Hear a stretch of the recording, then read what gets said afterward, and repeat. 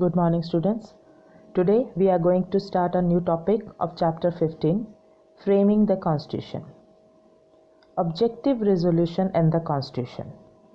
N.G. Ranga, a socialist and a leader of peasant movement, welcomed the objective resolution and urged that the term minority be interpreted in the economic terms.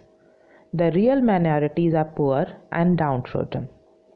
N.G. Ranga welcomed all legal and civil rights granted by the Constitution to its citizens, but said these rights can only be enjoyed when suitable conditions or opportunities are provided.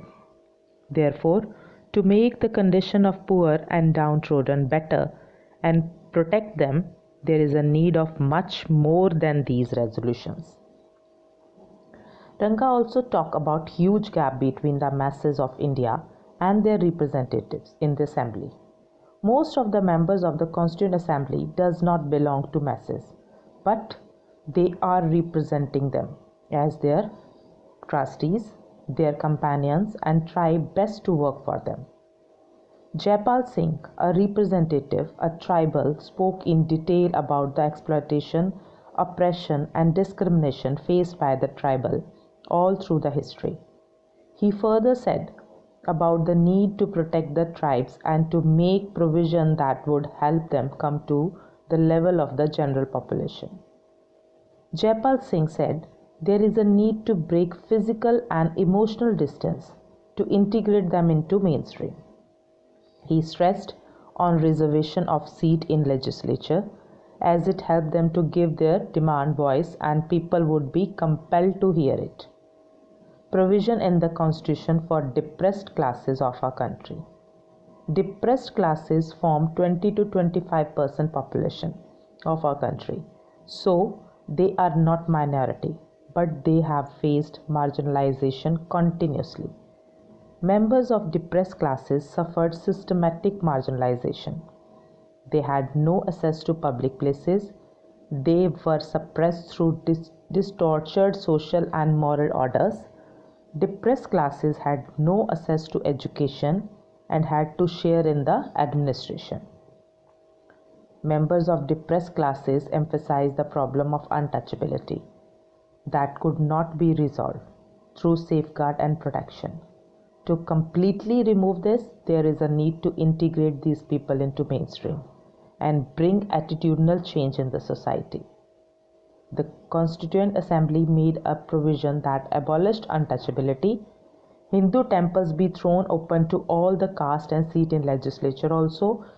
Jobs in government offices be reserved for the lowest caste people also. The powers of the state. Issue of division of power of the government at the center and at state level was intensely debated. Draft Constitution provide 3 lists of subjects, that is, Union list, Union government can make law on it.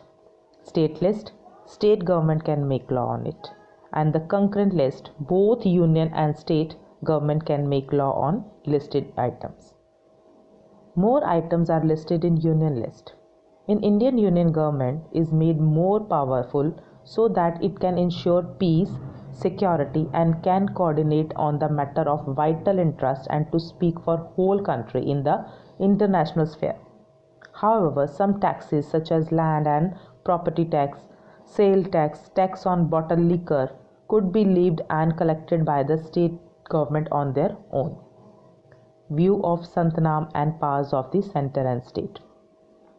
K. Santanam said, relocation of powers was necessary not only to strengthen the state but also the center. He said, if center is overburdened with responsibility, it could not function properly, so it is important that some powers to the state should be transferred. Again, Santanam said the state should be given appropriate powers so that they can work independently and they do not need to depend on center for even more expenditures. Santanam and many others predict dark future of allocation is not done properly. He further said that province might revolt against center and center will break as excessive power is centralized in the constitution. Need for strong government. The need for strong government had been further reinforced by the event of partition.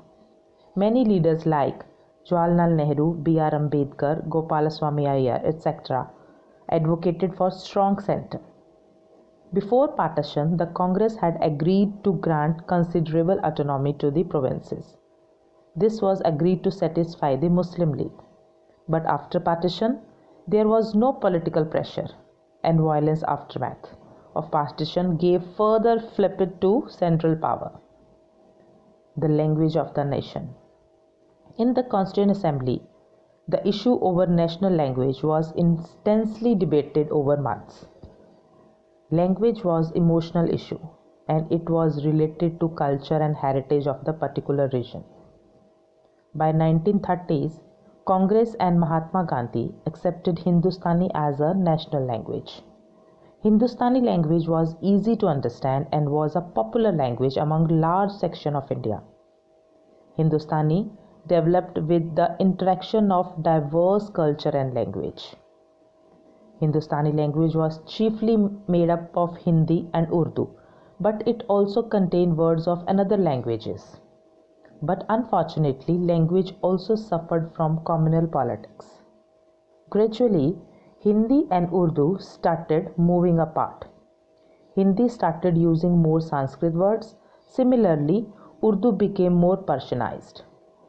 Even then, Mahatma Gandhi retained his faith in Hindustani. He felt that Hindustani was a composite language for all Indians, a plea for making Hindi as a national language. R.V. Dulerkar, a member of Constituent Assembly, made a strong plea to make Hindi as a national language and a language in which constitution should be made. The plea evoked strong opposition. Language Committee of Assembly produced a report in which it tried to resolve the issue of deciding the Hindi in Devanagari script would be an official language, but transition of Hindi would be a gradual process, and for initial 15 years after independence, English to be used as an official language. Provinces were allowed to choose one language for official work within the province. The fear of domination of Hindi. S.G. Durgabai, a member of Constituent Assembly, said that there is intense opposition against Hindi in South India. After the eruption of controversy regarding the language, there is a fear in the opponent that Hindi is antagonistic to provisional language, and it cut the root of the provisional languages and culture heritage associated with it. She had accepted Hindustani as a language of people, but the language is being changed. Words from Urdu and regional languages were removed.